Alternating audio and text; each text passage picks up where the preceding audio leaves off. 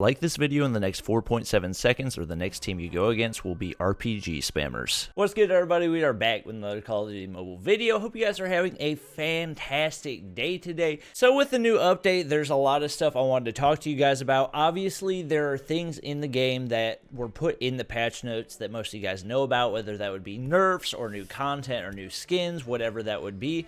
But there's also a lot of things that were put into the game that they didn't really talk about in the patch notes, and they're just things that I've observed by playing the game, investigating the game, and just looking at different things and trying to figure out what the best way to play is in Season 3, and also some secret things that can allow you guys to maybe get some free skins. Before we get into it, make sure you drop a like down below, and also make sure to subscribe to the channel if you guys haven't already. We are posting daily Call of Duty mobile videos on the channel, and my hope is that if you guys are enjoying them enough, then you'll hit that subscribe button down below and turn on notifications. But anyway, we're going to go ahead and hop into a few things that happened in Call of Duty Mobile that you're not going to see in the patch notes. The first thing that was changed in the game that you're not going to see in the patch notes is a very significant change in mobility. So those of you who play the game a lot probably noticed that the way that you move in game has changed a lot.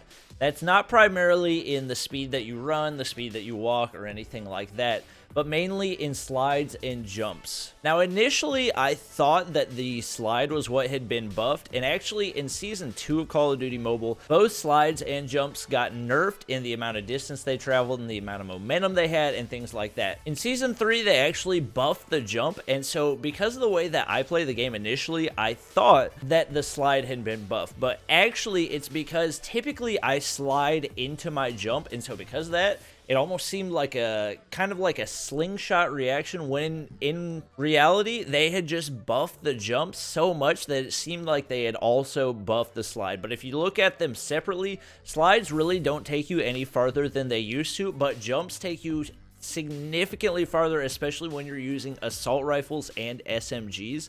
And so because of that, those two weapons are especially useful in Season 3 in Call of Duty Mobile, because your jump takes you such a far distance, even when you're not sliding to it. But I think that it's most noticeable whenever you do slide into your jump.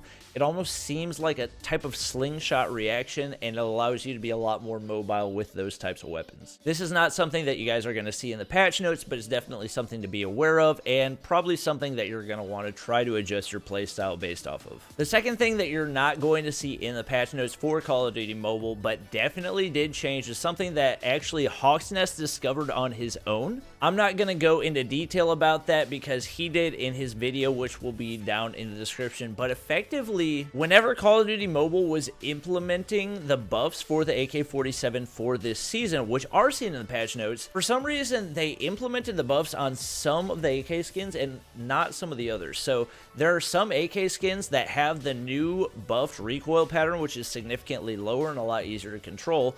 And there are some skins that actually don't have the buff recoil pattern and are a lot harder to control. So that's actually something that's really important to know, but it's definitely something you guys need to know, because in Season 3, I feel like the AK is one of the better guns because of how strong it is both up close and at long range. It's definitely a viable weapon, but you want to make sure you're using the right skin, so make sure to check out his video if you guys haven't already. The third update is something that has basically, it's already changed twice since the update. So effectively, whenever the update came out, both the DL and the Locust were nerfed in a massive way, because effectively you had to reload your gun before you could slide, which meant after a shot you were no longer able to slide, which was a huge advantage in mobility for both the DLQ and the Locust. I think most people that use snipers on a regular basis would agree those are two of the best guns in the game. And so effectively, there was this thing that was put into the game where you would take a shot with the DL and you had to reload your gun entirely, or at least pull it back before you could slide.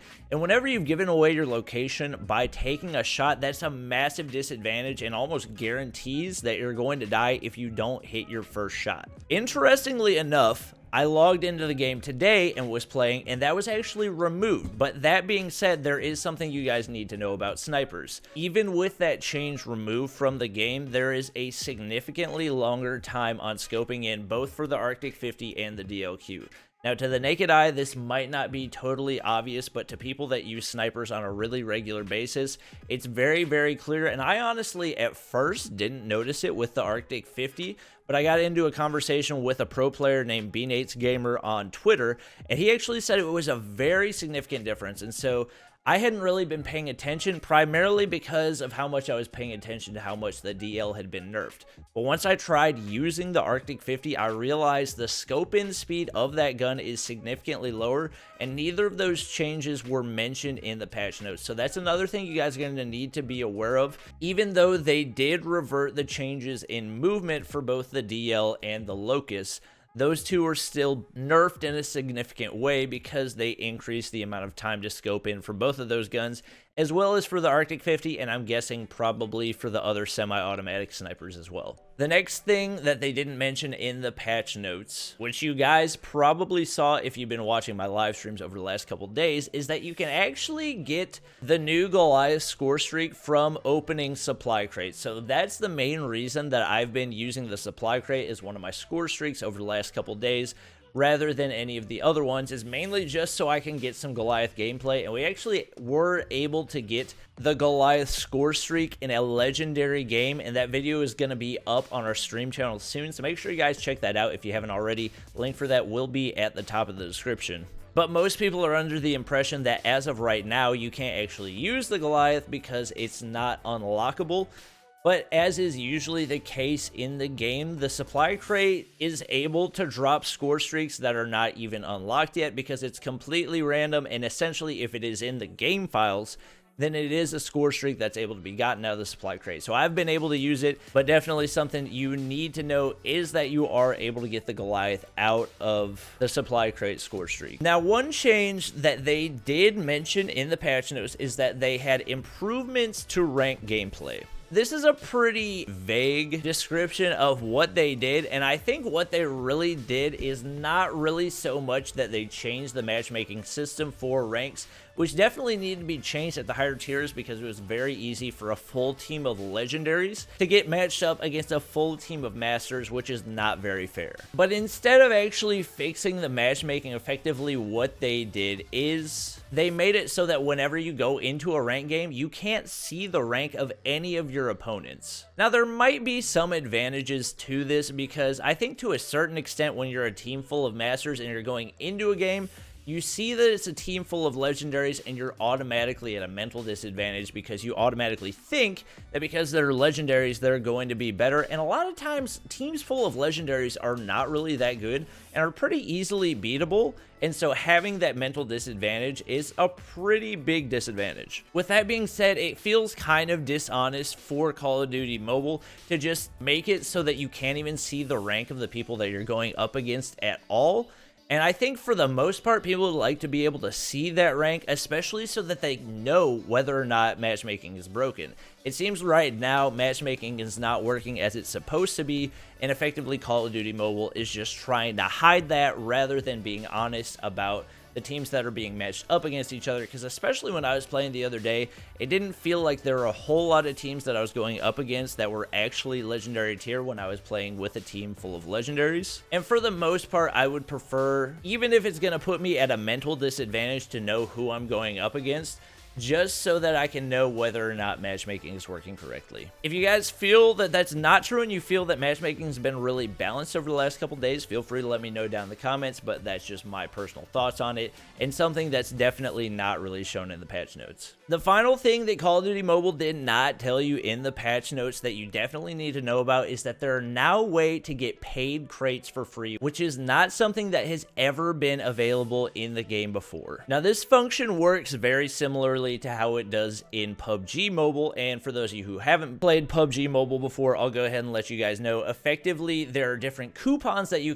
can collect, and once you've gotten 10 of those coupons, you can open one of the paid crates. Now, right now, we only have those coupons for the golden crates, but that being said, there is a really cool AK-117 skin inside of the golden crates right now that's now pullable for free, and it's obtainable in a few different ways. The first way is through the invite code that I showed you guys in yesterday's video. So effectively, anybody that is level 16 and below if they implement your invite code into their game, you're automatically going to get some points for that in the invite code screen. You can actually get limitless amounts of the coupons for golden crates if you continue to non-stop invite new players into the game. So if you guys are new to the game, level 16 or below, or even if you have a Smurf account, if you could use my invite code, I would really appreciate it, because it would allow me to make more content. Because the more you guys that use that code, the more free crates I can get. So I'm going to put that code up on the screen. If you guys could do that for me, that would be a huge help. But that's one way that you are able to get free coupons in order to get those gold crates in Call of Duty Mobile, is just by inviting your friends and telling them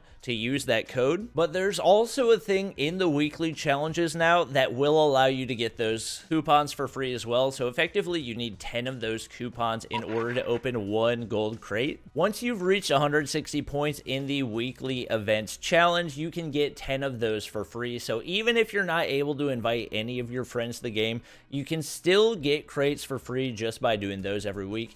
Even though it's only one crate per week, that's still better than nothing, and in my opinion, that's a huge improvement from what it was before, so I'm excited about it. But anyways, that is going to be it for the video. Those are the things that were implemented in Call of Duty Mobile that they didn't really tell you about in the patch notes.